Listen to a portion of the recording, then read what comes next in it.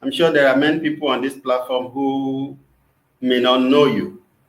Okay. So please do introduce yourself. Yeah. So I am Oluwatumininu Itunu Akorede. I am I'm a lover of people, always speaking for people, the downtrodden.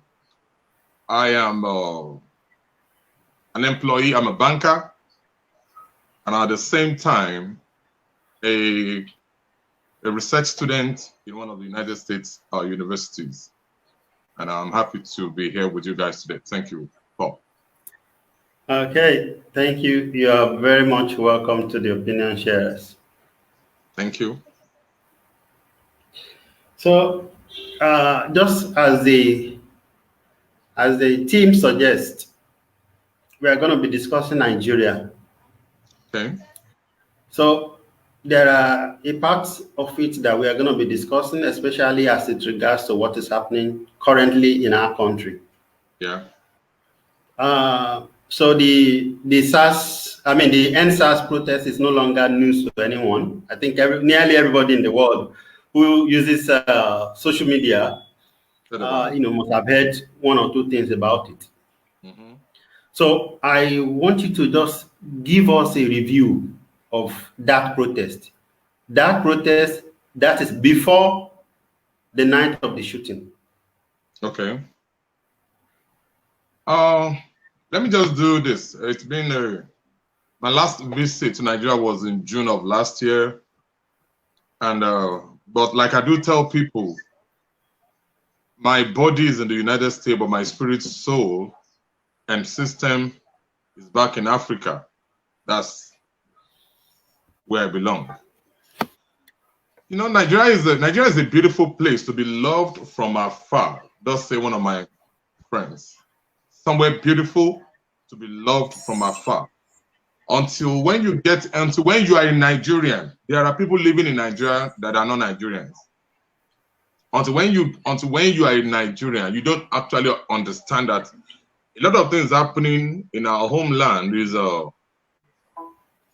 I'll say is an insult, an eyesore, an embarrassment to the black world, to the black race. The NSAS seem to be the chorus, seem to be the song on the lip of everyone. But it's just an abnormality in a system let me say in the 21st century country. You understand when you go to your homeland, go to your country, and you prefer to be stopped by armed robbers, by kidnappers, than by the police. You see that, right? Yeah. You prefer to be stopped. But if you go home now and this person is not an assassin, what a robber does, what a thief does is to steal your money, collect your car, collect your belts, your jewelries, and go. Right? Yeah. That's what a thief does. A kidnapper kidnaps you for ransom. Right? Yeah. But what does the police do? The mere fact that you stand 6 feet 5 inches tall, you are a threat to the police. The mere fact that you have some blings on you, that you look clean, sharp, you are a threat to the police. The fact that you have iPhone 7, iPhone 5, iPhone 8, iPhone 10, iPhone 12, you are a threat, you are a criminal. The fact that you have tattoos on your bodies, on your hand, on your wrist, on your chest, on your face, the fact that you do that, you are a threat to the police. And it's so sad that it degenerated from not just robbing people, degenerated from not just the police robbing citizens that they are meant, innocent citizens that they are meant to protect. It went so far to killing people. It went so far that there were allegations of some SARS officials in the East selling human parts. The allegations of SARS. I hate using the word SARS. It's not just SARS. is the police. Let's use the word police. Right? It's not just SARS. SARS is just less than 10% of the entire police force. Bro, criminal activities, you find it everywhere in the system. Now we're talking about the NSAS, is the police now. So I will limit my voice on police. You look at someone dressing like I'm just dressed, wearing an Adidas top, wearing a white shirt, on the highway with a tinted ear, painted maybe red, white, with earring and carrying a rifle. What does that suggest to you, sir?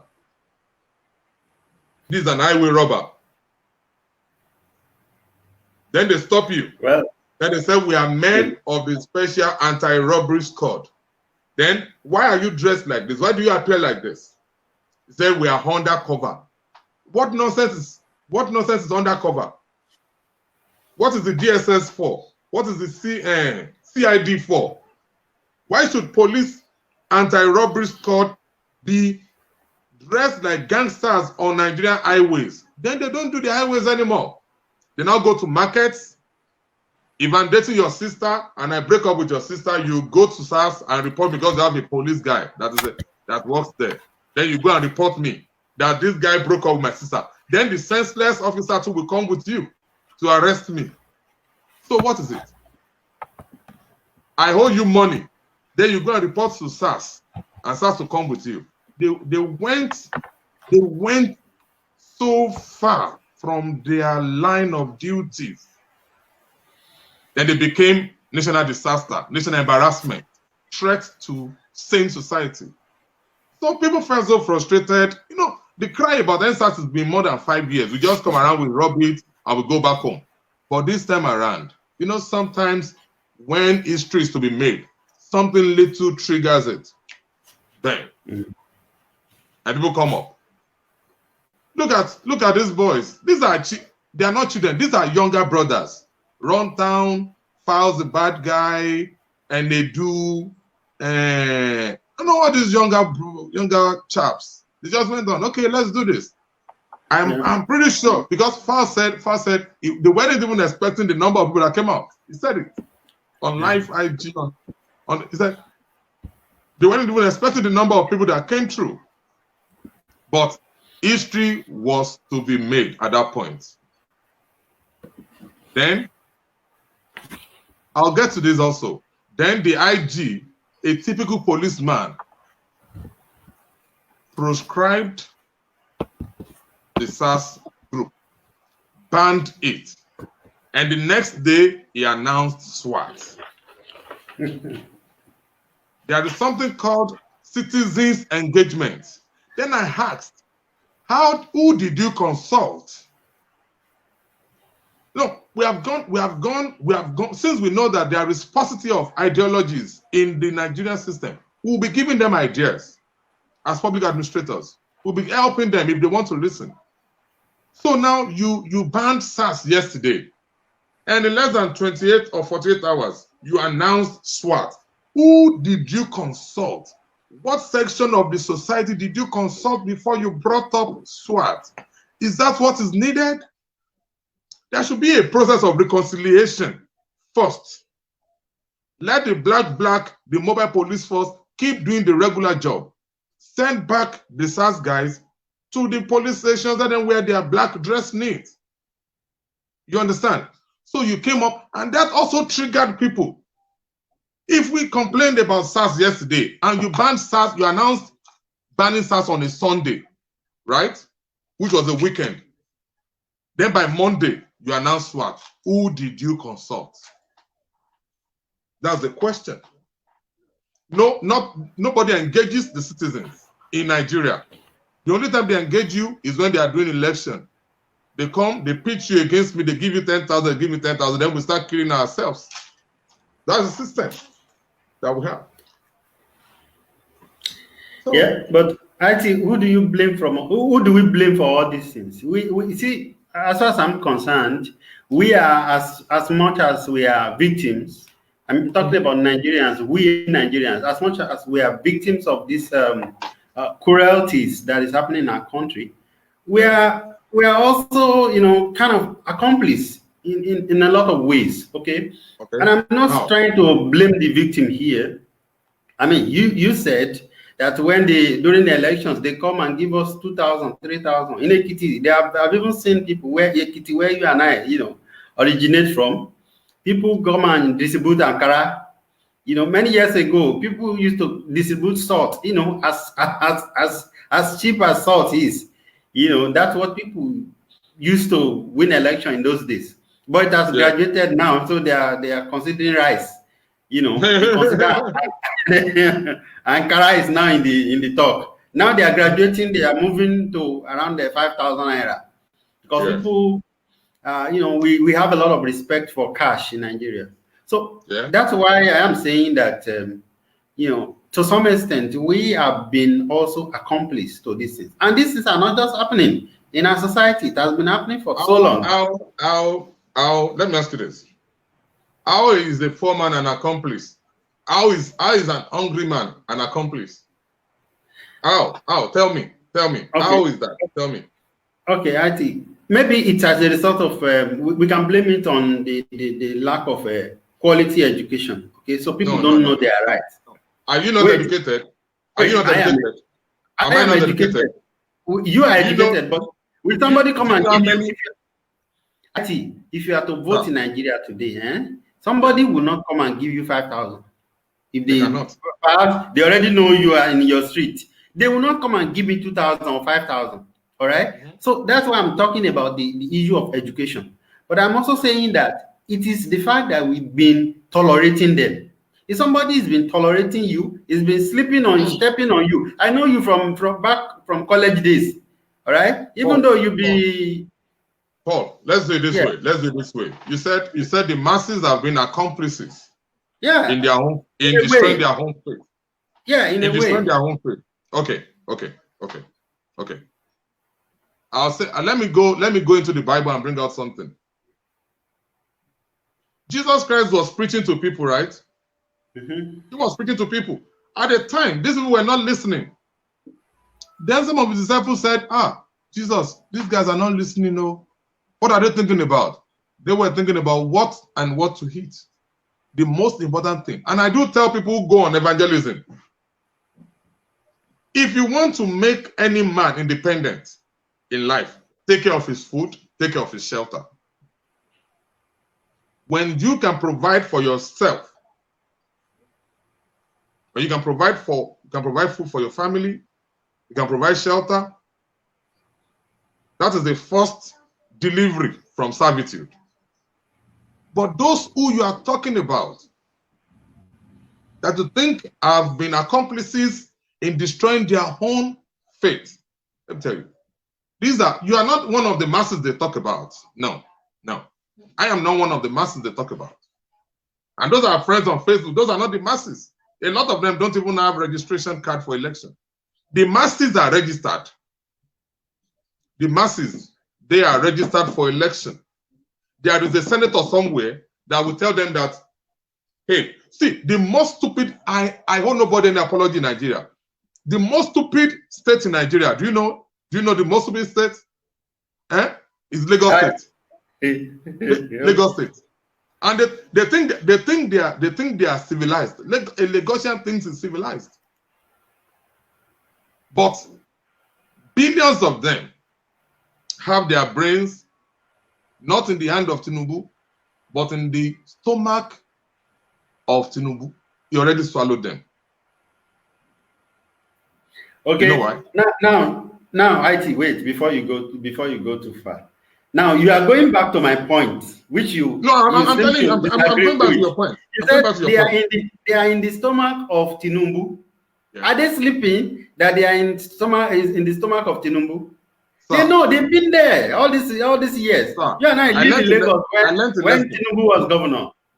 During my service year, one of my friends, this guy doesn't know the meaning of what he said. And when he said it, I made jest of him. But years after, it made sense to me. He said, Itunu, When I don't eat, I don't think about anything. Did you hear that? When I don't eat, I don't think about anything. Yoruba says, "Bí oúnjẹ bá ti kúrò nínú ìṣẹ́, ìṣẹ́ ti bùṣe." When food is out of poverty, then poverty is reduced. They deliberately impoverished the system. They deliberately made the people hungry. You can see the testimony in the last 2 weeks. These people calculatedly made the people hungry so they can keep them. It's a Russian ideology. I've forgotten his name. I made a post about it. He said he brought out his people. He was on a sick bed. He said, "How do you keep these people under your control without fighting them?" He gave each of them a bird. One of them squeezed the bird, killed it. One of them said, "No, that's not how to do it." You know what he did? It was a Russian head leader. He took a bird, stripped the bird of the feathers. The bird had nothing on it anymore. Lost blood, could hardly walk, then started throwing corn to eat. So instead of the bird trying to escape, the bird started following the corn. Was following the corn. What was that? Survivor. They know it. These guys are very wicked. They are smart. They strip the masses. They stop employment. When you are employed, you go to work, then you can think about, okay, yeah, this is the next thing. They strip people of everything called sanity. People can no longer think. The only thing an average Nigerian thinks about today is how to eat. It is how to eat. Look at people who have retired, who have served Nigeria diligently for 35 years or 30 years. They cannot even get their pension. They cannot even get their gratuity. You can see the news that came out of Ekiti State a couple of weeks ago, where the government representative told Ekiti retirees to forfeit 25% of their entitlement. They deliberately impoverished the system. They made the people hungry deliberately. It's not because Nigeria is poor. Nigeria is one of the most blessed. Can you imagine that happening in Ekiti State? In Ekiti State, where the only thing that people are depending on is civil service. You are not saying they should forfeit their pay. 25% of that. And these same governors, they will have houses in major cities across Nigeria, and they will be collecting the pension of the which is equivalent to the current sitting governor. Yes, I wonder how these kind of things are happening. See, IT, the reason I am saying that Nigerians, we are accomplices for these years, that especially, let's talk about the last 21 years that we've been practicing democracy. Yeah. Forget about what happened during the military, all right? Yeah. But we've been practicing even the military. Let me tell you, sir. Even the military is better. I was in secondary school during the age of Abacha. I was in Ondo Boys High School. I was in Ondo Boys. I wasn't a primary school student. I was in high school during the age of Abacha. Of course, I was in high school too. You understand? But see, so I think, sir. That's what I am saying. You are going back to what I was saying, that we've been complicit. We've been, too gentle with them. Okay, so what hope does a sick man have? What hope does a sick man have? Oxygen. A sick man, the only thing is, when you see people who are on oxygen pump, the only thing they do is to gasp for breath. They want to inhale everything at the same time. Survivor. Yeah. If you want to know that Nigerians are innocently stupid. Let me use that. Innocently stupid. Let me use that. Okay, when I cannot eat, sir, I have had people who came to me and said, Itunu, give me 3,000 naira or I will steal. Give me 3,000 naira or I will steal. This is just about $7, right? So look at what has gone through the mindset of that person. There was a time my whole paycheck, I did not pay tithes. A time my whole paycheck was sent to Nigeria, not to my mother, not to any of my siblings, but I shared it to people. A whole paycheck, sir. I'm not talking about 500,000 naira. A whole paycheck. And I shared it with people. Why? When people are hungry, they are desperate. Okay, actually, let's move forward. Okay. Now, the Lekki shooting, which happened on the 20th, October, it's a date that we will not forget. Who says that? Who says that? Who says that? I am saying so. I mean, okay. I am saying so that I will not forget. Okay. We individuals will not forget. Yes, we the people will not forget. But we cannot speak for the Nigerian government, who is still denying. All right. Exactly. So my question to you, IT, is this: looking at the history of Nigeria, you are an historian, all right? Looking at the history of Nigeria and the presidents of this current government and the past government too, because I don't want to exonerate any of them. Yeah. Do you think we will ever get to know the truth or the true picture of what took place that night or that evening in Nigeria? Sir, there is a popular saying that says, if lie runs for 20 years, the day the truth takes off, we'll catch up with it. But that is the wrong thing. The truth is constant. It does not shift position. Truth does not run. It stays at the same point. So when lie is done running around the cycle, we will come back to the truth. The truth is always there. It will always be there. The truth is always there, and it will always be there. Nigerian government, this current government, ab initio, has operated on lies. And it is sad when a government does not take responsibility. It is sad when, see, the first sign of maturity is taking responsibility. Look at what Desmond Elliott did. I was mad. I was really angry with him. But the fact that he came back to his senses and apologized, oh, that melts me. I forgave him. And I'm pretty sure a lot of people forgave him also. Yeah, but there are some people who are also saying he's an actor. So, acting or not acting. He's trained to cry in front of camera. Sir, people's cries don't move me. But what I'm saying is that acting or not, the fact that he realizes how stupid it was at the initial stage to come up and ranted the way he did, and he came back to his senses and said, I was overwhelmed by emotions. I'm sorry. I think I was misunderstood. The fact that his brain came up with the statement, I am sorry. I was misunderstood. Either he meant it or he didn't mean it. What I'm saying is that people should be able to take responsibilities for their actions and inactions. Nigerian government, I'm sorry to say this, the worst set of people that have ever governed Nigeria since I was is this one that we currently have. A government, I tell people, when you come and become an apologist of Buhari's administration, the only reason, if Jonathan was doing well, we don't need a Buhari, right? Do you agree with me? So the only reason why people voted out Jonathan was that Jonathan wasn't doing well.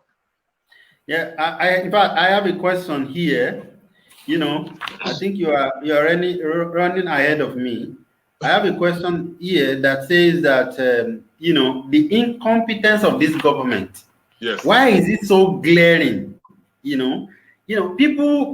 We thought Jonathan was incompetent. Yeah. We thought, Jonathan was has no action, doesn't know what to do. Yeah. But this one, the incompetence they smell. Okay, let me now tell you something. So when you see maggot will come from the. Okay, let me just do this. So bullshit, right? Bullshit can get you to the top. But you need more than bullshit to keep you at the top. Lies can get you to the top. But your competency will keep you at the top. Yeah. Your effectiveness will keep you at the top. Yeah. Look at those who came together to campaign against Goodluck Jonathan. Where are they now? Where are they now? It was a marriage. It was a marriage of power-hungry people. We want to be president at all costs. We want to lead at all costs. A professor of law at Ahmadu Bello University wrote something. He said, the North should be conscious of when they seek power. Sometimes you get the power, you don't even know what to do with it. That's exactly what is happening now. Now they wanted the power, they got it. They got it.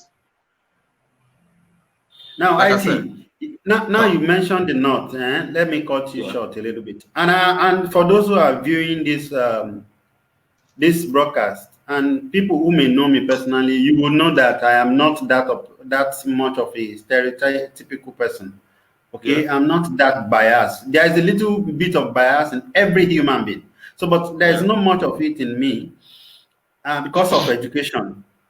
And now, today, even today, I saw one guy that was cussing out on Aisha Buhari.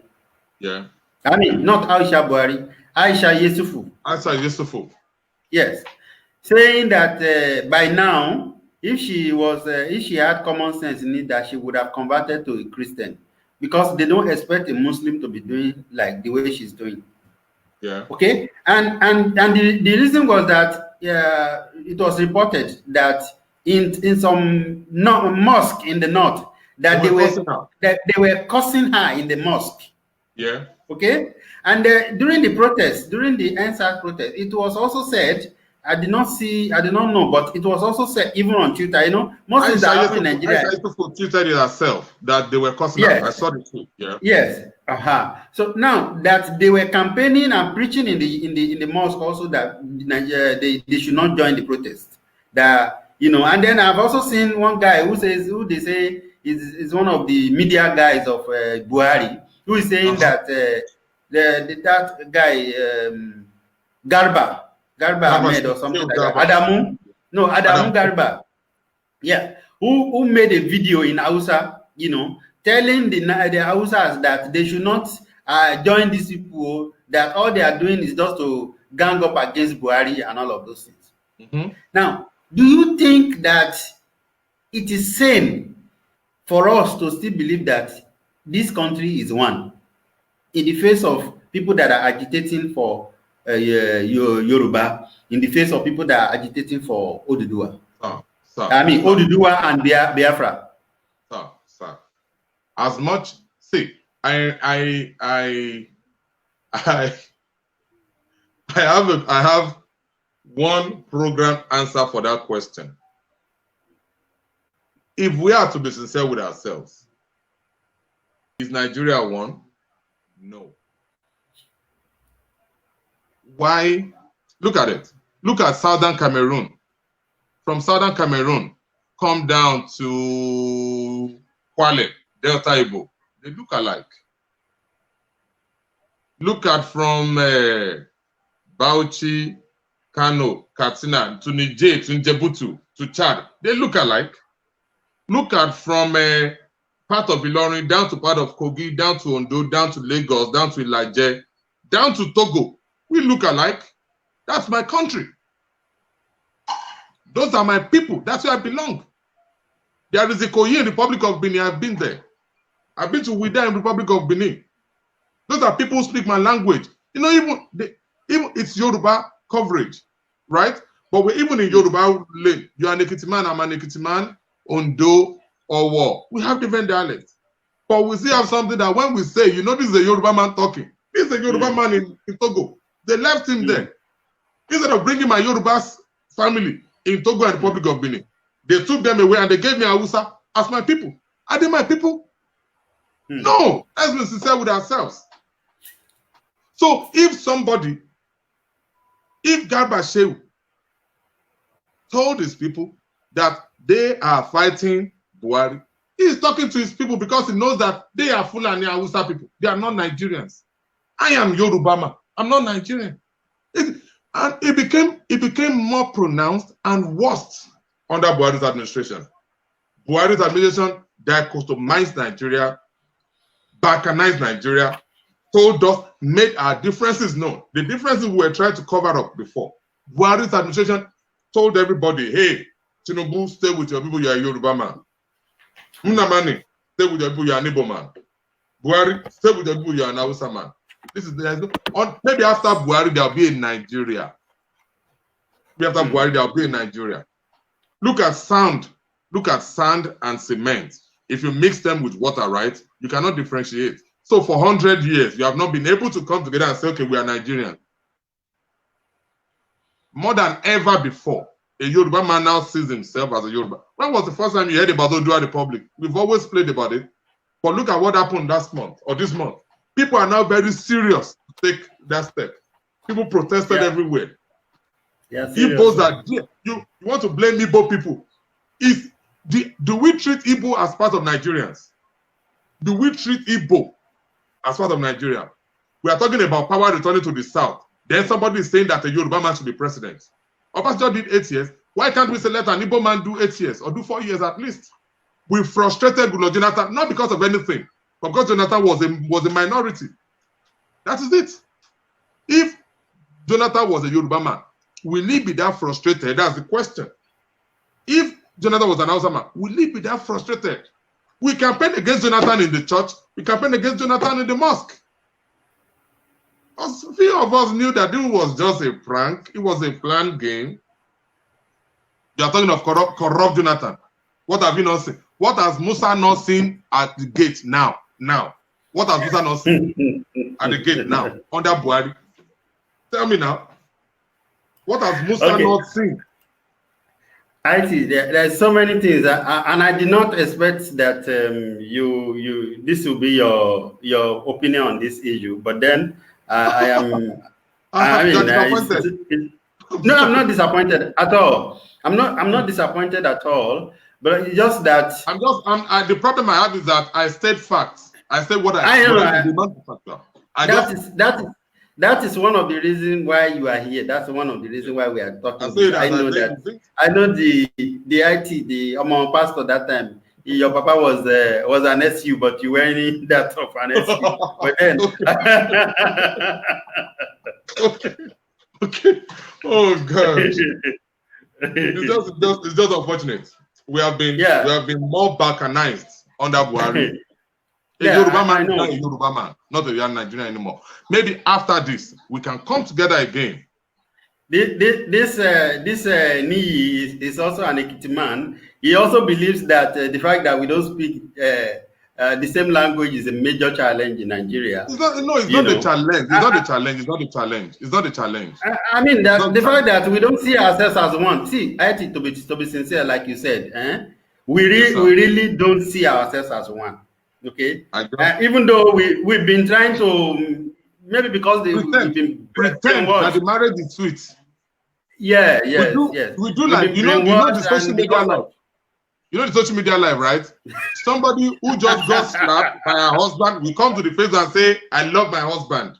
That is what we are doing. I love my husband. My husband is sweet.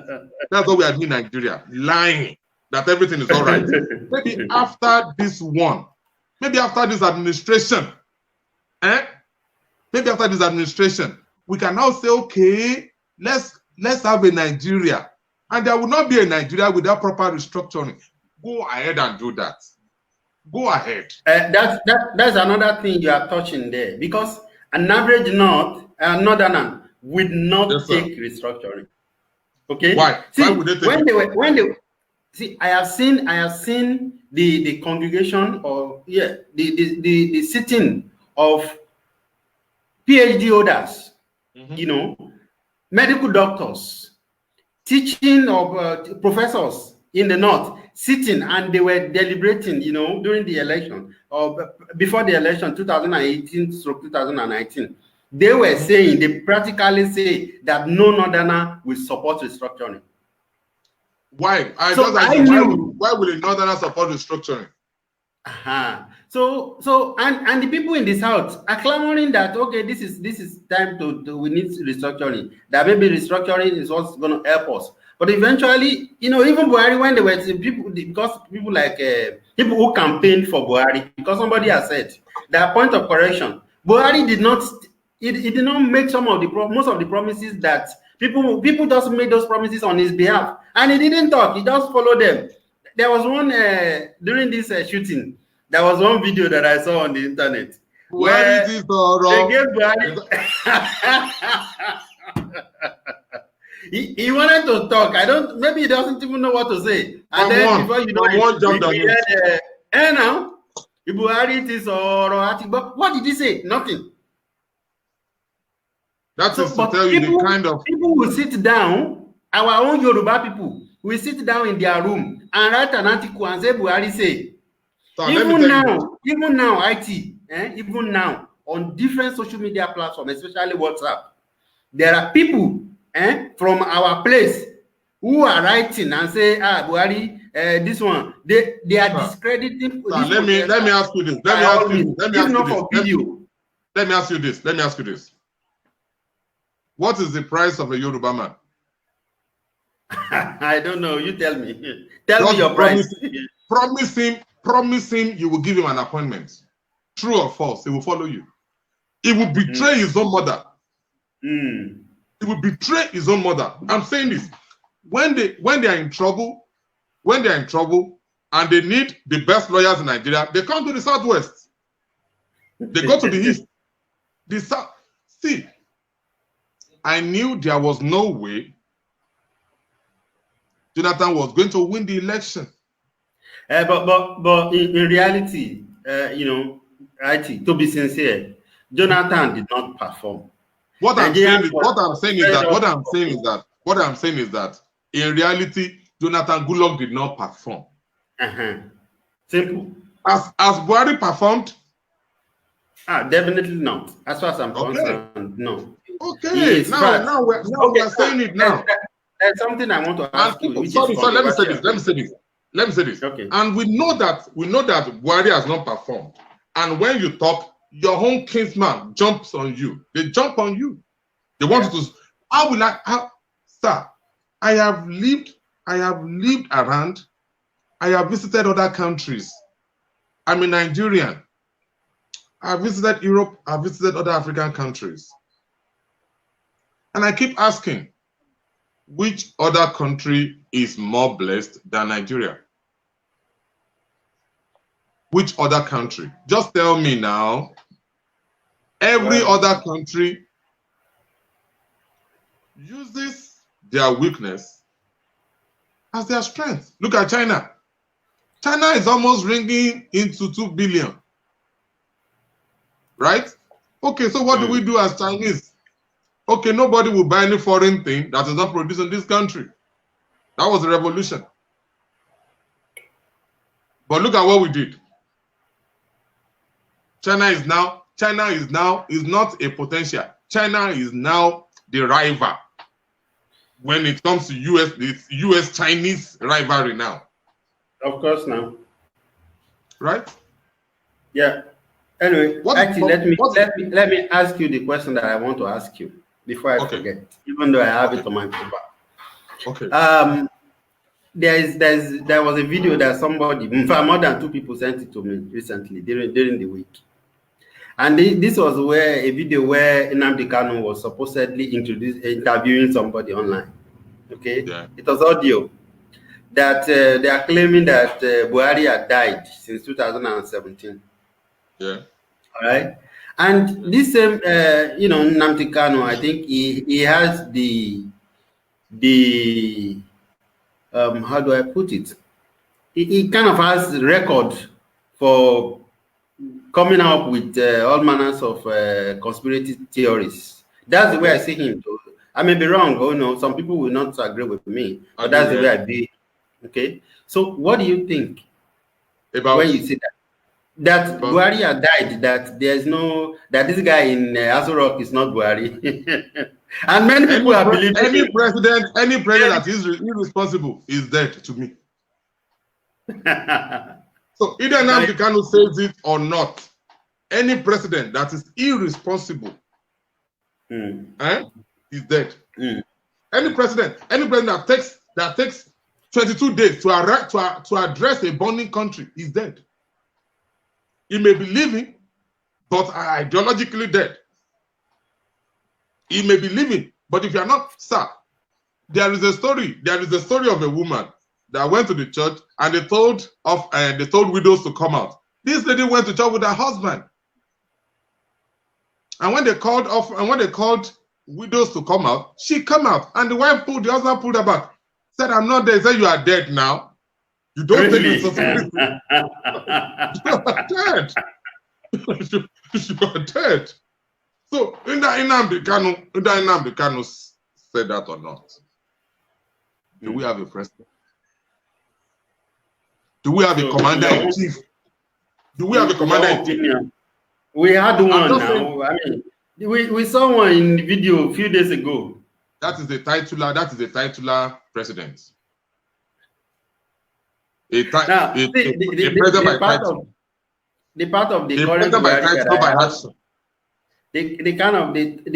current Buhari that I have an issue with is this the releasing video, video recorded video. When you and I can go on the internet and talk face to face like this,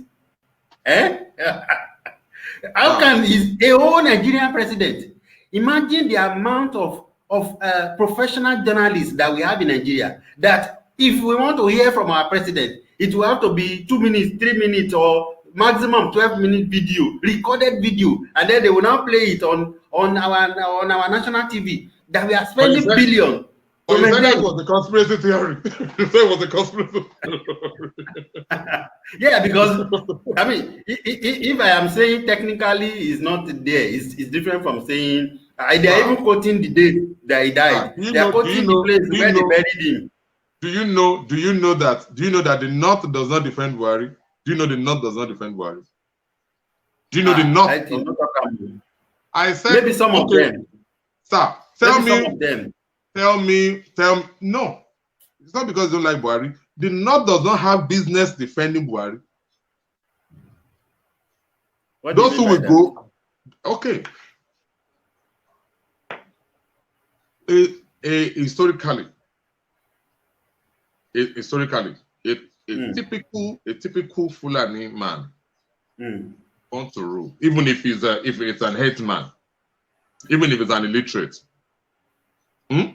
He believes that this country is his forefathers' property. In spite of the fact that they were defeated in Oshogbo, in spite of the fact they were defeated by the Kanem Borno Empire, but they believe that the entire Nigeria is their property. And they were hated by Britain, who delayed the independence because of the North. So now, let me quickly digress. I'm sorry for cutting you short. So many things are floating through my head now that I did not even plan for. Being an historian, was he ever taught to you in the college the true history of Nigeria in terms of amalgamation, all the nyama nyama that happened? Because we don't have history. I was taught and I read it. So was it truly that all the way the British modeled everything, that they did direct Ojoro? Sir, Nigeria in the first place was not amalgamated for political reasons. If it was amalgamated for political reasons, you won't have a southern protectorate and northern protectorate. You have one protectorate, right? And the Crown Colony. We have everything one under the same administration. What they did was because of lack in the other side of the country, and there is plenty here. To use the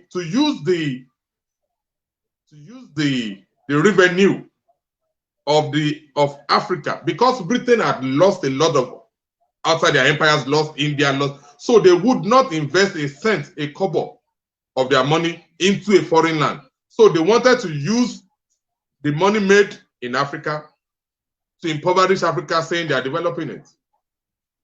So running the administration, the money taken from South was, and they are still doing it till today. That is the same idea Nigeria's government is using. Get the money from the South. So they are talking about they produce coconut, they produce beans, they produce granite. How much of it has been used in foreign exchange? How much of bag of granite from Kebbi State has been used in foreign exchange. But look at Lagos, Apapa, Tinkan Island. There's billion coming in every day. Look at One, billion coming in. Look at Onitsha Market, billion being rigged in. Look at Abonima, Soku, Ogloma, Bakana, Bonny Island, Port Harcourt, Sagama, Bayelsa, Kahama, Warwick. Look at the billions coming in every day. So a man now sat back and said, we cannot be using our money from Britain to develop Nigeria. So what we are going to bring it together. So now we take the money, and we use it in the north. That was it. It was for economic reasons, not for politics. And unfortunately for the kind of leaders we had back in the days, a couple of them supported it. You know, all those kings. It is those kings that have been destroying us ever since. How many kings? How many kings signed it? Less than 8 people signed Nigeria amalgamation. And what was the remaining people doing? There's wait first, and you may agree, you may disagree with me. It's okay. I have an ideology that, for instance, when talking about parenting, I think a lot of Nigerian parents have no clue what parenting is all about.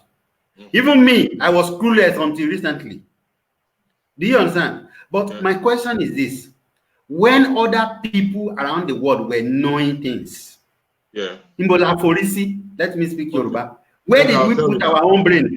Okay, I'll tell you. Our brain when they were amalgamating Nigeria and the South, the majority of the South, let's forget about the 8 or 5 people who represented.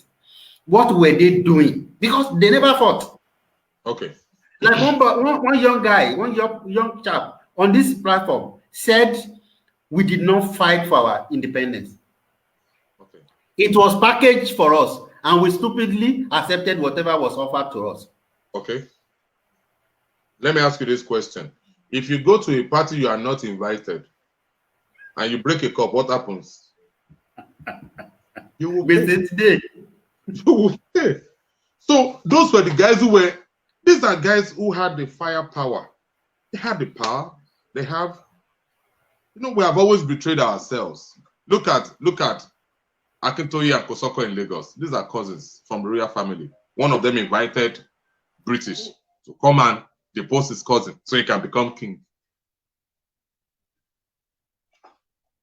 See, the problem has been there generationally.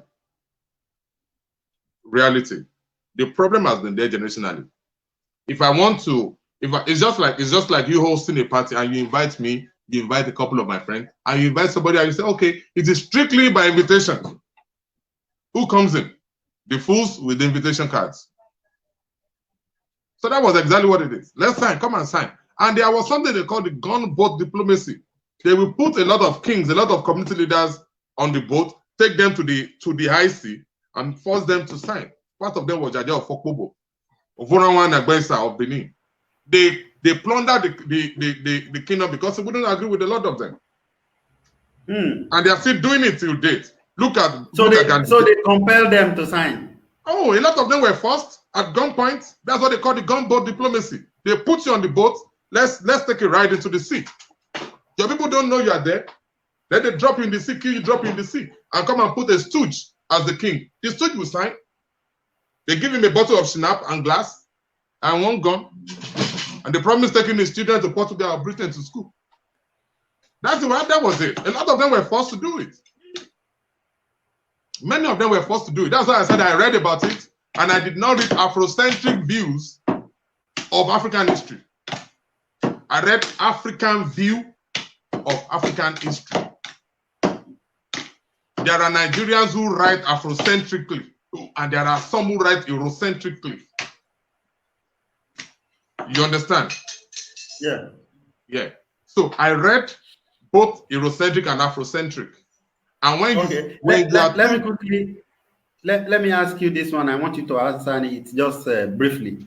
Do you think we will ever do you think we will ever get to that level where we will sit on the table again and decide, you know, as people? I'm not talking where they say some Oba and some Tinumbu and Co, or governor of Ekiti State, a few of the governors, and say, come and represent us. I'm talking about where the people will have a time, opportunity to sit at the table and decide whether do we still want to continue this marriage or not. Do you think we'll ever get to that junction? We will. It may take time. A lot of us may really? be, a lot of us, sir. A lot of us might have, so? Yeah, a lot of us might have lost our teeth before this, but it will happen one day. I'm telling you. Because, sir, the end SARS protest is, when I say is, I'm not saying was, it remains an eye-opener. What IPOB is doing is an eye-opener. Sir, there will be protests, there will be killing, there will be civil disobedience, there will be peaceful protests, there will be destruction. Look at Lagos. Is Lagos not coming down, as we say? Is Lagos not coming down now? Lagos lost coming down now. Lagos lost more than 100 billion naira in that. No, I think someone will say it's $1 trillion that they are going to use to fix all the problem. That's what I'm saying. That but I'm thinking that's an exaggeration, you know. Anyway, they will still. You know, they will still too. Yes, and that's one thing that I have. That's one thing that I have against the destructions of properties. Even though I know we may not be able to have you know, avoided it, but the truth is that it is still our money, the people's money, you know. And when they are going to when they are going to give out the contract, they will give the contract to themselves. So do you think I have anything against the protest? I don't think so. I don't have anything against the protest. I don't think I have anything against the protest. I don't have anything against the soldier men killing people. I don't have anything against SARS killing people. I don't have any problem again. What I'm happy about is that there was a protest, and the whole world, the focal point was Nigeria. The world saw our dirtiness. The world saw the criminal activities in governance, and the NSAS revealed a lot of things. So there were storages where people's food were kept, while people were committing suicide because they couldn't feed their homes. Nigerian governors and senators have tons of rice, of food stuff kept. Why? Why? Just tell me why. Because by December, rice is already 40,000, 30,000 now. By December, they will debug it and sell it to people. Exorbitant rates. That's it. That's what they were trying to do. So it's just like I was listening to a show earlier today, yeah. And you know, and somebody we both know was saying that when they closed the border in the south, and I've heard it from many reliable people, that they still have not opened the border till now, but the border up north was never even shut down. It was never closed. My cousin works. I won't say the job he does. He works up there. When you are buying rice for 32,000 here, they are selling it 10,000, 12,000, 15,000 north. It's not a lie. There are videos of journalists who went to Daura border and saw how they were bringing rice and beans into the country. Have you heard a northerner complaining about food prices of food? Have you heard any complaint from the north? Their food is expensive. No, Nigeria is messed up. Let's say it. It will take it. See, people will say, let's pray. I was laughing at people who were doing prayer work, NSAS prayer work. What is my problem with prayer work? This movement was not concocted in a church or in a mosque. So don't bring prayer into it. When God created the world, he called Adam and Eve. He said, conquer this land, reproduce, replenish, thereby giving what? The authority to administer the earth. So when God already said, you know, conquer this earth, make what you want out of it, you don't go on your knees and say, it's just like you getting married and say, God, please, my wife should be pregnant, and you are not sleeping with the wife. So God already gave us the brain to administer our own country. Then we go now, we are praying in the face of injustice. Where in history has prayer changed injustice? You know that Daddy Adeboye had recently declared the 30-day fasting. And let Baba be fasting. We young men will be protesting. Baba himself knows that the young one will see visions. Yes. It is for old men to dream, right? Yes, and the young man will see visions. Yes, okay. Let Baba be helping us with prayer. Baba should be praying about protection for the country and the children. Okay. Not a prayer to change. See, I saw a prayer program in Lagos where they were praying that God should let technological advancement come. I said, what kind of nonsense prayer is this? God should let which country has prayed that God let technological advancement come? Which country? Just tell me now. We spiritualize everything. God is not a Christian. Desmond Tutu wrote that book. God is not a Christian. Desmond Tutu. God is not a Christian. So don't disturb God with prayer. Don't disturb God with prayer. Pray for protection. Pray for health. At the same time, when you are praying for health, go to the hospital to check yourself. So you are praying. You are praying for what? For God to change the heart of our criminal leaders. Right? Is that what they are praying about? Baba can keep praying for us. I don't have anything against Baba's prayer. He's our father. But at the same time, prayer does not do a lot of things. Prayer does not impregnate a virgin. You have to sleep with her. Okay, so, Auntie, let's go forward. Okay. Yes, now, the government and the people, they are sympathizers. They believe that the kind of massive looting that's happening in the country. And I have a friend who has been on this show who does not see anything wrong with the looting and the destruction, actually. So now the government is blaming the protesters, and I want to say I saw a lot of these protesters comport themselves. There was a lot of emotion on the street. There was empathy displayed on the street. I was moved. I was happy. You understand? Until that senseless shooting happened in Lekki. Now, what do you think is responsible for this looting and destruction? Is it the people are angry, or you think it's this protest that led to the destruction and looting that we witnessed? So, like I said, I have not seen. So if 1999, Nigeria started democratic rule in 1999, right? And now it's 21 years. And by 1998 December, I was already in College of Education at the right? So that means that I can easily pick my biro and write the history of Nigeria, at least from elementary to this day, with understanding transcends, right? So I can tell you that.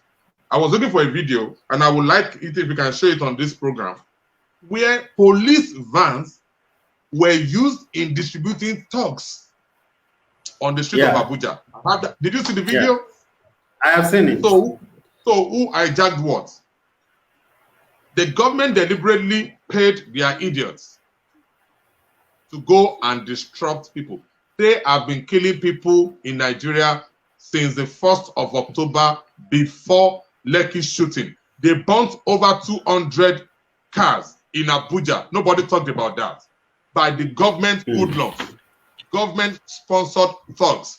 They have been killing people that innocent and civil protesters had to go out and hire the service of private security agencies because Nigerian police will not protect them. Yeah.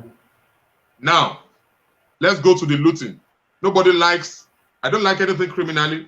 I don't like stealing. I don't like people saying what they don't mean. I don't like, but I'll say everything I mean. I mean what I say with no apology.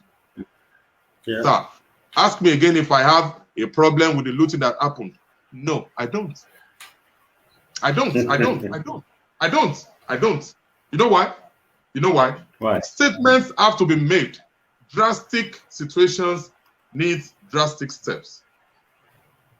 Like I said, you cannot fight criminalities with prayer. You loot me, I loot you. Yes, I'm serious now. Serious now. We pretend too much in Nigeria. We know too much in Nigeria. Yet nothing is working for us. True. We pretend too much. We pray too much. We know too much. Yet nothing is working. Shops were looted. I'm sorry, but if Nigeria was a good country, you should have insurance on everything in your store. So you don't come out and start crying. That's one of the abnormalities in the system we have. My wife had an accident with a Honda Accord a couple of years ago. I just, hey, baby, did you survive it? Yes. By the following, it didn't take a week. Insurance company already gave me a check for another car. Because I had full-scale coverage on the car. If I'm driving and I hit you, and there's a damage on your car, you have the right to report to my insurance. We don't have to fight. Do you have insurance? Yes. Okay. Let the police come and give us police statement. Contact the insurance, they send you your check and fix your car. That's how it works. So if you have a shop of multi-million worth of wares in it and you don't have insurance on your stuff, it is still a part of the failures in Nigeria. Don't we have insurance companies in Nigeria? Don't we have? We do. Are the insurance companies up to the task? No. They are criminals like the government. Are the banks up to the task? No. They are criminals like the government. You see what I'm saying, right? I don't have. You loot the people. You already looted the people to the extent that people were committing suicide because of hunger, because of unemployment in Nigeria. Now, see, the most interesting thing I saw were people rolling a tractor as their palliative. I love that thing. They stole the tractor. They were pushing it. It wasn't in Lagos. It was not in Lagos. It was in the north.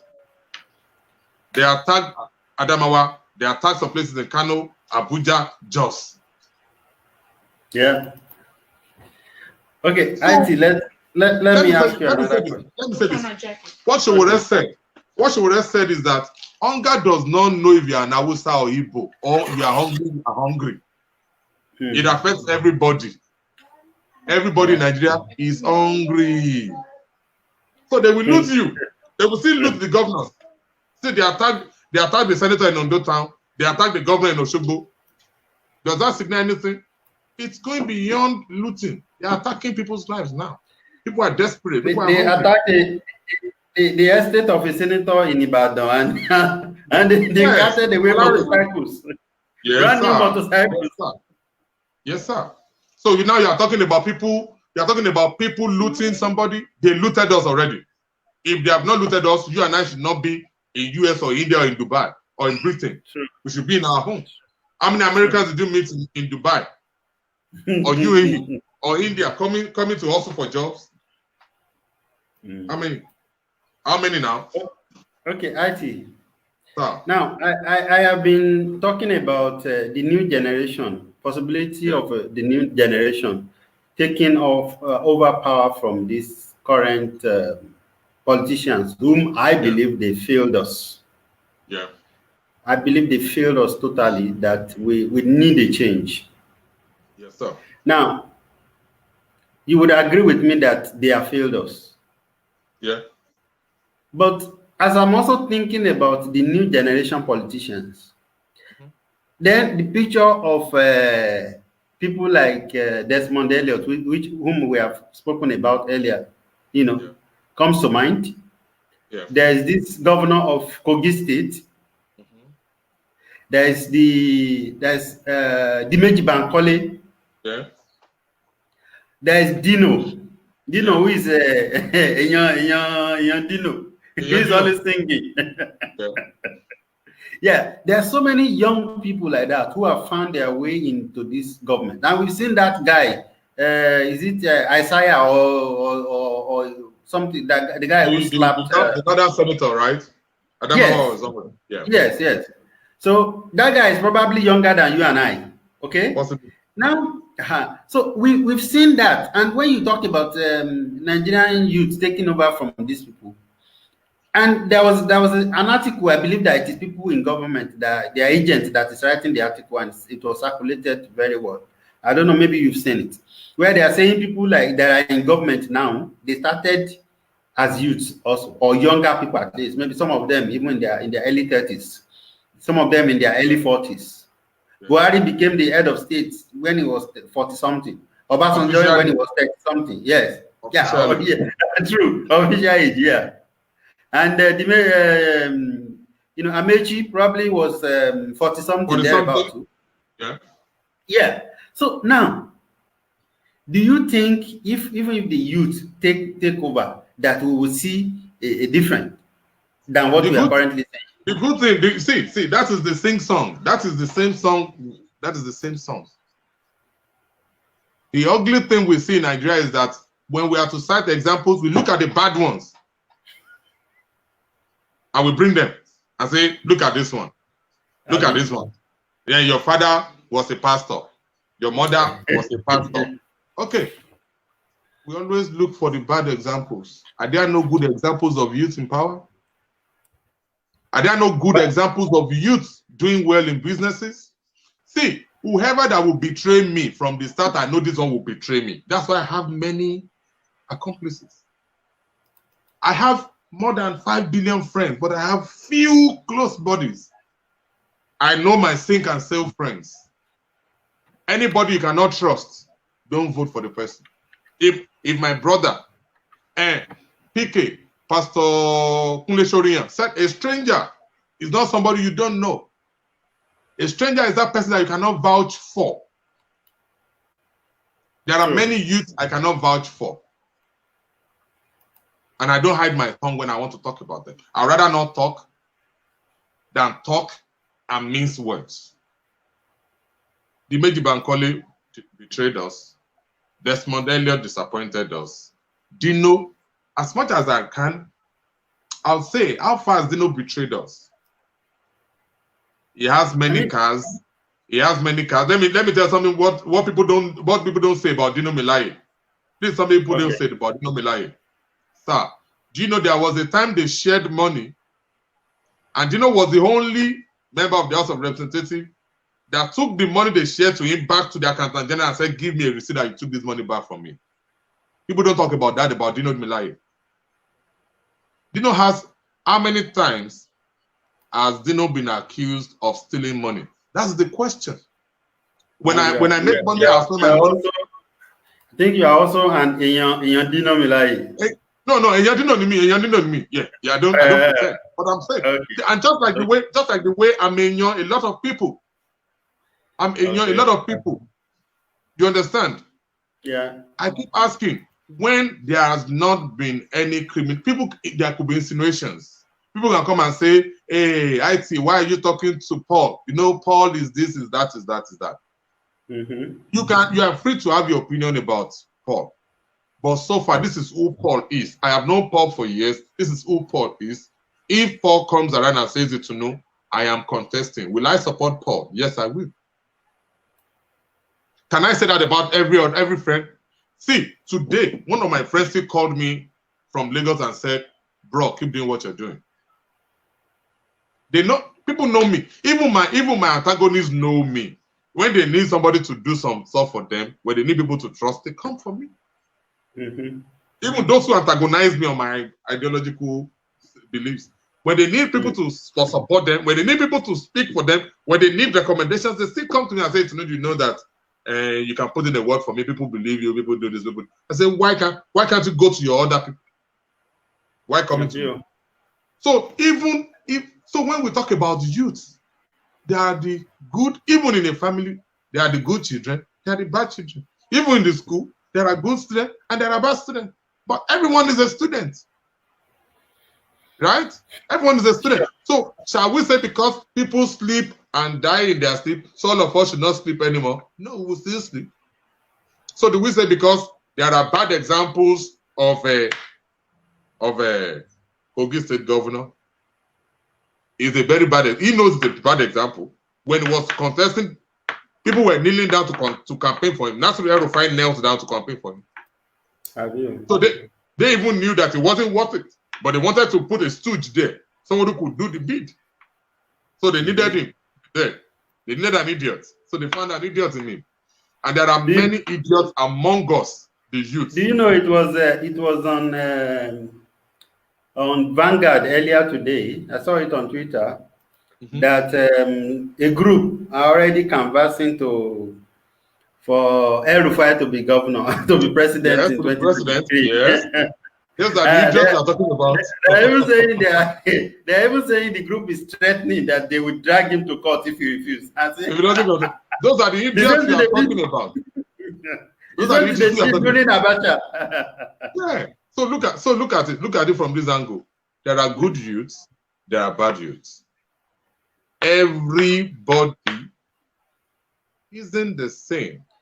We will not say, do you think it is possible for the younger people, the younger generation of politicians, do you think it is possible in this kind of environment, don't forget that environment is key here.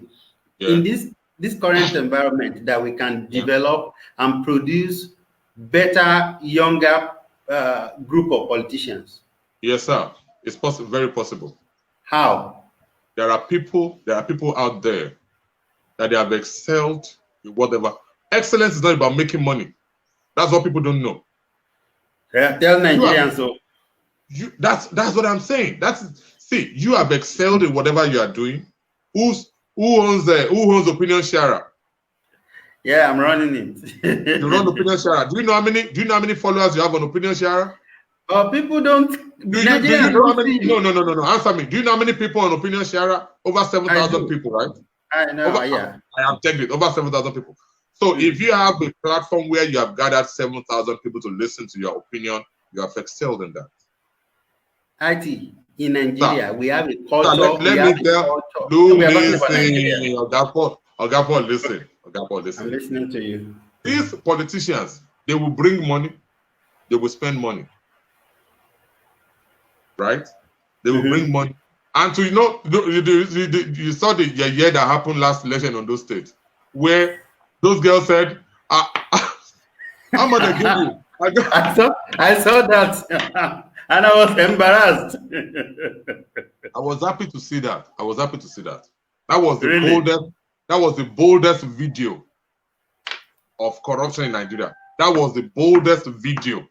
But IT is not the first time now. We have been seeing it almost. What I'm saying is that was the boldest. That was the boldest video that showed corruption in Nigeria. Others we have been seeing, we will see these girls were on video. They did it deliberately. Tell me they gave you, and they even shouted the name of those who gave them after they thought. Sir, there are people that, and one thing I say is that no matter who you are. When you are in politics as a young man, as a young woman, and I ask you, what are you doing? You don't have a job, you don't have a career, you don't have a business, and you want to contest and be my leader, you want to represent me. Bah, it's not possible. What are you doing before coming to politics? They are politicians. Then they ask you, what you say? I'm a politician. I have friends who are in politics and they have their businesses. Yeah, but people like Jonathan, was he not? Was a politician now? I mean, he was a PhD holder now. Jonathan was a lecturer. Yeah. See, there are levels to desperation. There are levels to stupidity. Everyone can be stupid at one point, right? Everybody will be stupid at one point. But let me ask you this. You come to me. Two people that I detest is somebody who has no career, who has no job before becoming a full-time pastor. And somebody who has no job before becoming a politician. I detest those two class of people. You must be doing something before you must have a career. And that is why you see other countries. They have good Europe, America, Asia. These guys are doing something before they come into politics. And if you look at children of successful politicians in Nigeria, their children are not in politics today. Which Awolowo's son is in politics? Which Awolowo's son is in politics? Which Akedola's son is in politics? Which Okotiebo's son is in politics? Which Enaoro's son is in politics? Which Babangida's son is in politics? Which Abacha's son is in politics? Which Obasanjo's son is in politics? Which of Atiku's son is in politics? They are in politics at IT. Don't even say that. No, do you know that they are sponsoring? No. Do you know that Abacha's son wanted to contest for governorship in Kano? They pushed. I know the guy you are talking about. They pushed him to want to contest as a compensation, as a show of loyalty, to his father. Yeah. Yes. They want, some people even wanted Mustafa to become governor. So for you to know that it was a continuum of Abacha's empire in Kano. They're looking for who can generate sympathy. The big question that I have, right, is do you think we will get to a level of consensus among the younger generation politicians, like we had about 2 years ago? I was embarrassed. I felt bad with what happened, that people like Showore, Feladro Toye, Tokpe Fashua, Professor Mogalu, that they couldn't come, and the other few people, and even what do you call this lady? There was this lady that was actually going around campaigning against Showore, So instead of, they allowed themselves rather be used. So let me tell you this. I have tried as much as I can to build relationship with a lot of these guys you mentioned, one-on-one. One-on-one. I relate with one of them. Hey, big bro, what's going on? How are you doing today? Some of them were sponsored to destroy the system. I'm not mentioning names. Okay. Some of them were sponsored not to agree, not to contest. Some of them wanted to contest because they knew they were not. They just wanted to destroy the opportunities of others. I will not mention name, no name to be mentioned, but I've spoken with at least 3 or 4 of them, one-on-one. I've had more than 1 hour, 2 hours interaction with at least 1 or 4 of them. And I'll tell you this. Some of them meant well. Some of them did not drop because they knew what was going on. You understand? I have a couple of them that I interact with. And when you hear them, when you hear their opinion, you will see that this one actually meant well for Nigeria. This one actually wanted to be the president, but this one is a businessman. You're not a businessman, like I told you, sir. Okay. How many of them came from the north? How many of them came from the north? Well, even the guy that had the highest vote among them, nobody even know him. So, now, see, look, even people like I see Tokwe Fashua, and I don't. Sometimes I like to be, to be held accountable for what I say, Yeah. And sometimes I just say, just to poke further discussions. All right. Yeah. I saw that even people like Tokwe Fashua, because I know there are some Nigerian elites or people who have escaped poverty, so they are now in the middle class. So they would want to say, I'm identified with the poor people, but at the same time, they don't detest the ugly elites. Yeah. All right. Now, where I'm going is this: these protests and the killing and all of these things that happen. Even Tokwe Fashua was posting that there was that it was Photoshop. Or the videos you can imagine what I think about Tokwe Fashua was trying to do was to mellow down the effect the outburst would have had. I think that was what it was doing. I think it wouldn't go out to deliberately distort facts.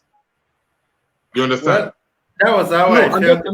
I'm not covering his track. I'm just saying this is what I would have said about any other person that I know that is passionate about the system You know people that are doing bad things deliberately. I know people who do ugly things by accident, maybe by the available information they have at that moment. Yeah. You understand? You can always make room for such errors. But there are some people who consistently lie to the public. Dr. Faso is not one of them. Dr. Faso is not one of them. I'm not covering him up. You understand? Dr. Faso is not one of them. There are people who deliberately lie to the public. Sir, you can imagine people saying that we have some people on Facebook and Twitter and Instagram deliberately changing your name for you. Like Paul. They change your name to Lop, and they deliberately do it. Those are people we will never forget. Sir, I have a rule for myself. Forgive them, but don't forget their faces. I don't forget people's faces. And sometimes I ask God, please give me the grace to forget people's offenses. I forgive people, but I don't forget their faces. When I tell you there is a Lagos boy that wanted to be president, I said this is a Lagos boy. I said this is a Lagos boy. He will speak English to you and dribble you, and you will sleep. I said this guy just wants to be president. He knows he will not be president. He knows what his target is. He knows, apart from Showore and Toge Fasua, who of them have you seen in the public domain anymore? Where's Mogalu? Mogalu is on Twitter. All those businessmen. On Twitter. Sir, these are guys who do things they do deliberately. They know one day they will look at them, maybe before they are 60, give them a ministerial appointment, give them the DG of a government establishment, and they can also chop from there. I don't see somebody. Okay, look at what everybody has a price, but we fall for tricks differently. You understand? We fall for tricks differently. I stay away from money. Money has never been my problem. You know why it has never been my problem? Because my parents taught us to downplay the effect of money in the family. It is what we have. Many Nigerians aren't so lucky. That's what I'm saying. They already downplayed money in the house. Even the church and mosque in Nigeria, they finish us. I'm sorry to say that. That's what I'm saying. My parents deliberately downplayed the role of money in the family. I swear to God Almighty, I never heard my parents fought about money. I swear. And you never hear me and my wife or anybody fight about money. I'll leave money for you and I'll go. I'll leave it for you and I'll go. It has no place in my person. All I want to be able to afford is to be able to wear good things. Good things is, when I say good things, it's good things. I can get my good things from the mall. I can go to where they are doing sales. And see, sir, I learned a lesson. The same pants, the same short. I have 2 combat shorts. I bought one for $58. The same short, different color. Ami jungle. I bought one for $58. I bought the other one for $8. $8.99. The same designer. Faded Glory. The same. Even the one I bought for $8.99, I love it more than the one I bought for $58.99. So what I'm saying is that people want to wear Gucci of 1 million. I don't want to wear Gucci. I'm telling you this. If I have good haircut, I will talk to any girl I want to talk to. Look at your face. Look at your face now. If you say, hey, hello, Sisi, they will force to wait. This is a fine boy. Let me look at him. He has some good voice. Let me look at him. He has some vibes. Let me look at him. There are people like Scallywag. They have 1 billion. They don't look good. Looking good is all I want. Be able to have 1 or 2 cars. Pay my children's school fees. Take my wife. Maybe take her out. Let's go have a drink or eat in the, that's all I want. Take care of my siblings. Take care of my mother. That's all I want. Small money does that. Small money does that. But you see homes where money is the cardinal point, is the focal point, they will keep having problems. That's why their children become miscreants in the public. That's why their children become miscreants. Because father is chasing money, mother is chasing money. Have you read that book, that article, Why Successful People Produce Wayward Children? Have you read that book? I'm not sure. I've not. Successful people produce wayward children because there is no time to care for them. Well, that does not apply in Nigeria. But I was raised in Nigeria, and you were raised in Nigeria. Yeah, we were. See, IT. Well, I can't say about you, because you were raised by Akorede now. But me, the president a lot of people like me, we raised ourselves. Yeah. And I'm made bold to say it, that I raised myself. But you didn't start raising yourself at 2 years old? No. Okay. No. So the implication of that is that if you see an average person who was raised the way I was raised, they may not turn out to be me. To be exactly, you're right. I don't expect them to turn out to be me, but I'm just saying that I have taken some responsibilities for my life. Okay, and I am deliberate about life. That is where life starts. That's the beginning of life. Take responsibility for your actions and inactions. Yeah. When you learn to do that, you will have less worry, you will have less problems. You will have less problems. So IT, I was thinking that you were going to become a pastor at some point, Seth. Yes. Yes. Are you still going to become a pastor? Yes, sir. That was one condition I gave my wife before we got married. Hey, if I'll be a pastor, if you cannot marry me, if I marry a pastor, don't come with me. That was, I made it clear from the beginning. That I'll be a pastor. I'll be a pastor. It doesn't mean that being a pastor doesn't mean that I cannot be a full-time pastor. I like my space. You understand? But I will be a pastor. I'm already a pastor. I may not be. Where do you see the Nigerian religious bodies and politics and the current state of Nigeria? A lot of destructions have been done by religion in Africa.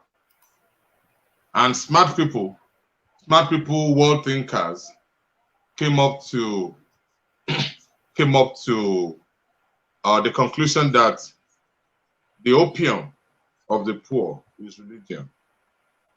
And I added one more thing. In Nigeria, over the time, I've come to discover that in Africa and the rest of the world, from my observation, I've discovered that there is a second opium, which is sex. Sex, religion. You know what opium is? Opium is a painkiller, right?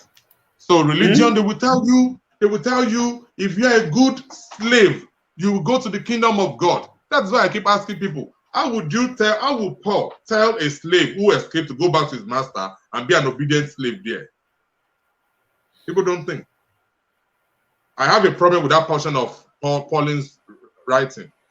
You understand? If a slave escaped and you told a slave to go back to where he was enslaved and be an obedient slave there. I don't know the kind of pastor that you intend to be, but certainly not going to be a Nigerian pastor. A pastor that can stimulate people's thinking process. A pastor that does not want to say Jesus is Lord and the church members agree without saying, Pastor, how is Jesus the Lord? And I say Jesus is Lord. And I say, Pastor, how is Jesus the Lord? And I don't have any explanation to give them. It is in the Bible that Jesus is Lord. From the look of things, reading and explaining to people will make them understand. But I just say Jesus is Lord and you must accept. That is not teaching. That is instruction. A pastor that teaches you to use your brain. That's the kind of pastor I want to be. A pastor that explains that, hey, paying tithe and offering is good. Number one thing is that we use tithe and offering to run the church. The church has businesses that they have to handle. The church has bills they have to tell us that your tithe and offering helps the church to keep going. Not that if you don't pay your tithe and offering, God will not bless you. What church does Dangote pay his tithe? You understand what I'm saying, right?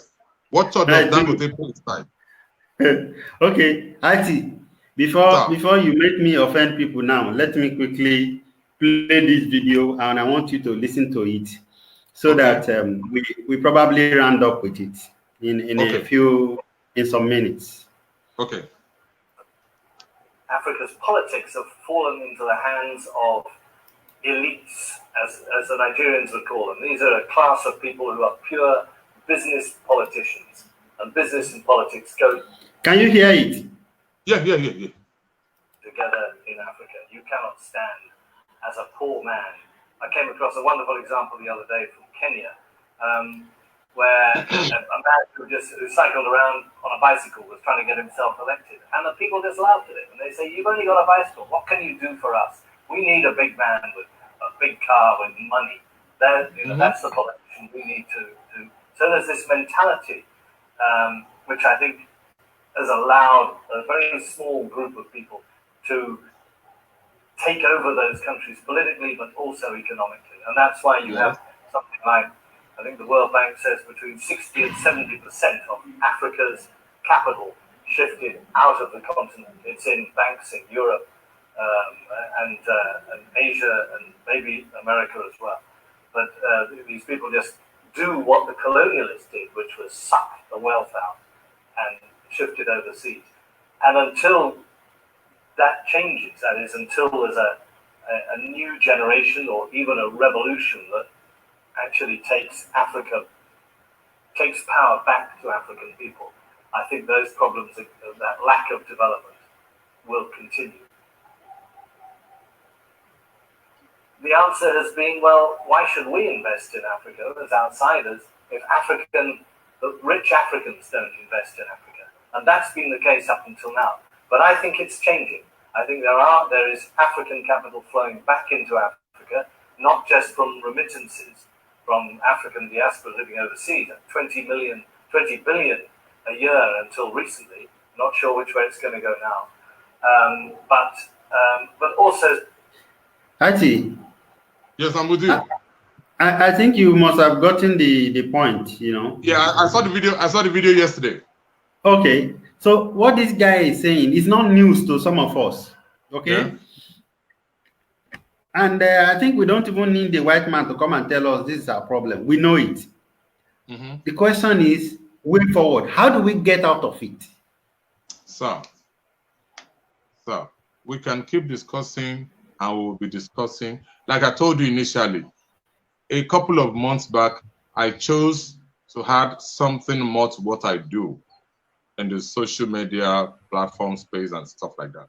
When I criticize the government, I will also provide a possible way out of the problem. That's what I said I'll be doing. And when you see what I wrote about, that's what I'm asking you this question. Yeah, what I wrote about SARS. Sir, the first thing I think Nigeria should do is to change the kind of education orientation that we have. Everything has to be, when I say education, anywhere that educates the public, from the church to the mosque, to the schools, to any social gathering, we have to change what we emphasize. We emphasize too much of position and money. We emphasize too much of connection. So even the best people cannot even have anything. They cannot have any sensible contribution because they will never be elected. The best candidates never win any election in anywhere. The best candidates never wins an election. Especially in Africa. It is worse in Africa. It is about the foolish people who have money. And when fools, when you have a society of 10,000 people and you have 9,000 foolish people, and 9,000 foolish people come together, they will provide the president for you. And the 1,000 same people, we have to wallow in the stupidity of the 9,000 people, and we have a society of 10,000 foolish people. So what should the 1,000 people that are smart do? Go out and circumcise the heart of the foolish people. Break their rank. Get 4,000 foolish people to yourself. 4,000 foolish people will get 2,000 foolish people. Then you have a society of 6,000, 7,000 sane people. There will now be 7,000 versus 3,000 foolish ones. That's why I said that by the time we highlight the problems in the society, we should also provide solutions. How do we do that? A complete re-engineering of the society. What do you emphasize? What do you like? What's your? I go out, I listen to a lot of people. People talk to me on Facebook, AIT. I talk to people on every topic. Married, I tell them I'm not a married counselor, but this is working for me in my home. So you can also practice this as a man. I don't talk to women about marriage. I only explain things to them. This is how your husband is in. But young men who get married, I say, this is what you can do. You be sabi boy. Do this, pamper your wife. She won't be looking at your phone. She won't be chasing you all around that you want to go. Get that comfortable. You understand what I'm saying? So for us, for anybody who thinks that he has a better dream for Nigeria, start from today. Win 2 people to yourself with your ideologies. If you have good ideology, win 2 people every day. 2 people will win 1 person at least. Then every one of us will come to the realization to say, okay, they buy us with 5,000 every 4 years. Then we complain for another 4 years. You understand? Everybody will get to that stage that, okay, so I complain, I cannot pay my child's school fees, and I'm working. I have a business, my business is not thriving. And I have a leader in my society, I have a governor, I have a representative, I have a senator, I have a president that only share money.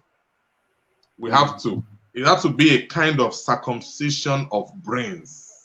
Remove the false skin covering people's thinking process. So they can think. People are not as stupid as we think they are. But the brain, we should be able to tell people that this brain is like a Facebook app or Twitter app. Use it, use it, use it.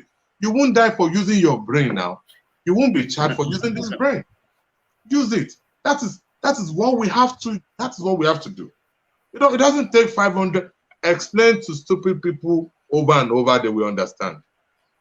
They will understand. They know they are stupid. I'm trying to use the word. Yes, sir. Yeah. Finally, you know, anyway, before I mention the finally, yesterday, let me just buttress what you have just said now. Yesterday, I was invited to a virtual event where it is believed, they say it's interaction with alumni. So I am the alumni of my university, okay? So they invited me to come and, me and some other guys to come and interact with the current students, you know, where they will ask questions. And one of the students asked me a question. He said, if you have the opportunity, since we are social workers, what would you like to change in the world? And without thinking about it twice, I said I would change education, illiteracy. And I'm not talking about being able to read and write. I say the education that is killing the world is such that even people who have gotten a PhD are not able to think. The inability of man to be able to think and, you know, analyze things, critique, ask questions, and all of those things is the greatest problem that we have in the world. The dirtiest and the stinkiest ideas come from people who have been too entrenched in the education gotten from the 4 walls of the classroom. Because number one is that they are able to speak good English like you and I, and they are able to peddle foolish ideas with good English. They're able to speak trash with good English. So if you are the one who like illiterate. So if you are the one who like diction, you get carried away with what they are saying. And you think they are making sense. But they are speaking trash. They know they are speaking trash. They speak good English with American accent, with British accent, and you are listening to them. You are carried away. I do say this. In Nigeria of today, in some of our most developed universities, they still teach Fortran. I have never heard anybody saying teaching Fortran in the last couple of years. At least I've been in the US for more than 1 year. I've never heard them. Sorry, sir. Well, I've also studied in India, and even I would say the education in India is not that great. It is not great education anyway, even in the US. But when you compare it with what we have in Nigeria, sometimes it's like I want to cry. Say that we already have accidents. Honestly, we need to start afresh. Yeah. As in from ground zero. From ground zero. And work it up. Yeah, we have because we just have people who can speak English, a lot of English. We cannot play down. Sorry, I was going to make that. We cannot play down traditional institution, traditional education if we want to make sense as Africans. Look at it. I keep asking this question. United States come up to say that the best form of government is democracy. Ask them one question. Hey, what other type of administrative system have you practiced? You have not practiced anything other than democracy in your life, so don't tell us the best. It works for you. Yeah. Britain said democracy is good, but they are keeping the seat of the Queen. Why not destroy it? And the Queen is a very important part of the government in Britain. Belgium too has a place. King Fahd, there's a king in Riyadh, right? There's a king in the Emirates. There's a king in China. Yes, but we destroyed our own. We destroyed our own traditional institution. We destroyed everything. So we need to go back to a lot of things we need a complete overhauling and re-engineering. You don't overhaul what doesn't exist. Nothing exists in Nigeria. So we have a good platform to start. We have a very good place to start. Let's start. We are not starting all over because we have never started. We need street intelligence, and that's why, on that note, I would be saying that I would like you to join us as frequent as possible, because this platform is deliberately, when I mean deliberately, I mean it 100%, to awaken the people who would be able to access the information that we bring out here, with the sole purpose of educating people, re-engineering, social re-engineering, they call it. Yes. So as you go, IT, I want you to talk in just maybe a few seconds. I have taken a lot of your time, so I'm sorry for that. I probably don't, but I have actually enjoyed the engagement. Thank you so much, sir. The 2023, do we have hope, or we should just keep building? No, we have hope every day. We have hope every day. Hope is never lost. We have hope every day. Every day a man sleeps and wakes up, there's a new hope. Even with these bodies. I better go straight to the point. Don't use a style. I'm not playing. I'm not playing you now. What should we expect? I'm not playing you now. I'm just going to say we have hope every day. Okay, let me go straight. Let me ask my question straight. What is the assurance that these same people will not remain in power? I'm not talking about Buhari. I'm saying I will tell you. current set of class of politicians. I will tell you one thing that my very celebrated Nasir El-Rufai said. I hate Nasir El-Rufai, but it's because of his intelligence. I love him. He said, okay, these young people who complain that they are not given power. Nobody gives power. You have to wrestle it. If you want power, you have to participate. If you want to be involved, you have to participate. You have to be involved. And I don't care what party. If Sowore goes to APC today, I will keep quiet. When he contests for presidency, I will support him. I don't care what ladder you climb to become the president of Nigeria or the governor. Do you believe in anything like a third force in Nigeria happening? You foresee it happening? I believe it. But who will form the third force? And so if you don't see the people who will form it, then it doesn't. I said I believe it, but who will form the third force? This one, the third force they tried to fix last year that they couldn't fix nothing. Yeah. Yeah, it's frustrating when I think about it sometimes. Until you and I are able to say, hey, Egbon Tokwe, Egbon Chowore, hey, Mogalu, Egbon this, Egbon that, mess up this time around. We don't want a repetition of that. Whatever we say here is binding. Everybody go get a registration for this party. Until we get to that stage where we can talk strictly to ourselves. And whoever we choose here, if you don't care, if you will not accept us here, please tell us now. And if you suspect that, sir, you will sign anybody that if I'm to be involved, if we are going to elect anybody, you will sign your letter of resignation the day we elect you to represent us. You will sign a letter of resignation and we make it public that you are resigning as the president. And we'll make sure that you don't have an idiot as a deputy.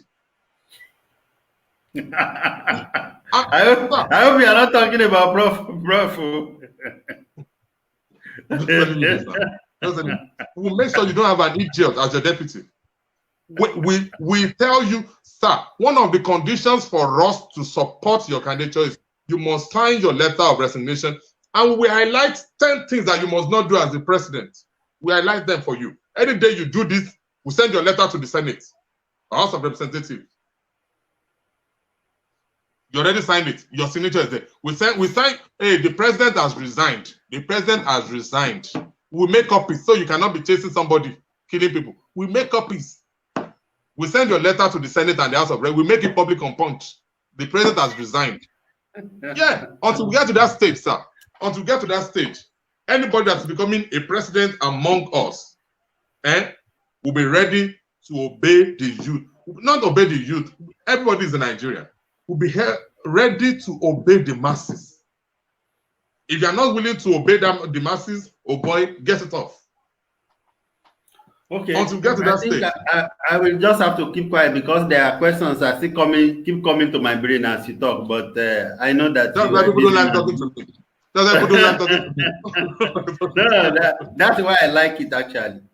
That's why I love it. I love it when you know, I may be a little bit biased, but I believe that Ekiti people are still very brilliant, you know, even though we have been going back small.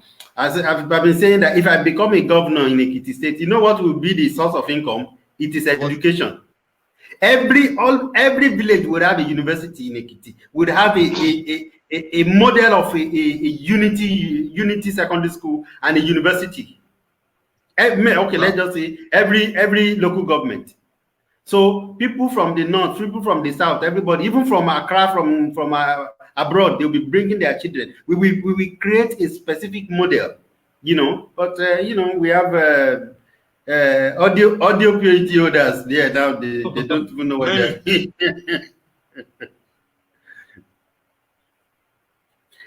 Anyway, I'm thinking maybe we should close now because you've tried. Yeah, I'm just attending a class right now. So, okay. We are good. Yeah. So I want you to just give your final word and then let's shut it down for today. So thank you very much. My final word would be that as the first thing we should think about is to think about you and your content. Are you complaining today because you are not able to, you don't have access to where they are sharing the money? You understand? There are people amidst us that they jump on the next ship where they share 1,000 naira. People are so cheap, sir. People are so cheap. People are so cheap. They don't have conviction. People don't have conviction. And that is typical of a system where hunger rules. People don't want to be hungry. People don't want to be poor. People don't want to be enslaved. But there are people who now enjoy slavery because they don't have to work. They just go to one leader and collect 5,000 and go back home. 5,000 is good. But God has helped a couple of us. We are not rich, but we are not poor. We are not. We don't beg. We take care of our business. So by so doing, God has given us mouth, and we are able to say, okay, this is wrong. And when we say it is wrong, we say it in good faith, not to bring you down. You understand? We say it in good faith, not to give you down. What I do every day is to say, God, whatever I will say today that would not edify my principles, don't let me say it. And when I criticize without hatred. People will say, hey, because you don't support Buhari, you I don't, sir, I'm a deaf man when it comes to